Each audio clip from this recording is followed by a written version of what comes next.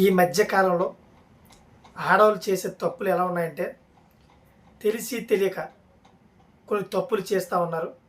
ఆ తప్పుల వల్ల జీవితాంతం దానికి మూల్యం చెల్లించుకుంటున్నారు. అంటే కొన్ని కళ్ళు మూసుకుపోయి కొన్ని చేస్తూ ఉంటే కొన్ని కళ్ళు తెరిచే చేస్తున్నారు. తర్వాత దాన్ని జీవితాంతం బాధపడుతున్నారు.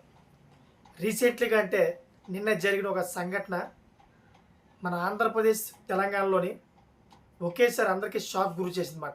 ఒక వ్యక్తితో అక్రమ సంబంధం పెట్టుకున్న ఒక ఆమె ఒక బిడ్డని పండంటి బిడ్డని అయితే కనడం జరిగింది. మరి 6 నెలలు అయిన తర్వాత భారం అనుకుందో లేదో తెలియదు కానీ అమ్మేయడానికైతే సిద్ధమైంది. వాళ్ళందరినీ కూడా పోలీసులు అయితే అరెస్ట్ చేశారు.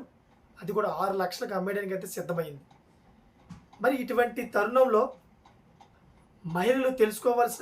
కొంతమంది మహిళలు తెలుసుకోవాల్సిన విషయాలు ఏంటంటే దేన్ని కూడా అంత సులభంగా నమ్మద్దు. అంత సులభంగా నమ్మడం వల్ల ఫ్యూచర్లో మీరే ఎక్కువ మూల్యం చెల్లించుకోవాలి అని చెప్పేసి నా సూచన. అంటే మహిళలు ఎక్కువ శాతం నమ్ముతూ ఉంటారు, ఎదుటి వ్యక్తుల్ని బాగా నమ్ముతూ ఉంటారు. అదే రేపొద్దున గోతులో పడిపోయేంత పని అవుతుంది.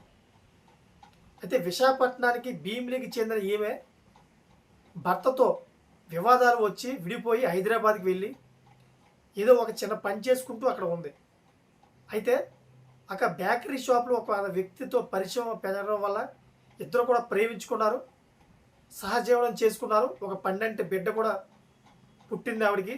ఆ తర్వాత అతనైతే ముఖం చాటేశాడు. ముఖం చాటేయడంతో ఏం చేయాలో తెలియని దుస్థితిలో, పెంచలేని పరిస్థితిలో ఆ బాబునైతే 12 బాబునైతే అమ్మకానికి పెట్టింది. ఈ అమ్మకాన్ని అయితే పోలీసులు పట్టుకొని బయట పెట్టారు. అందరూ కూడా అరెస్ట్ చేశారు.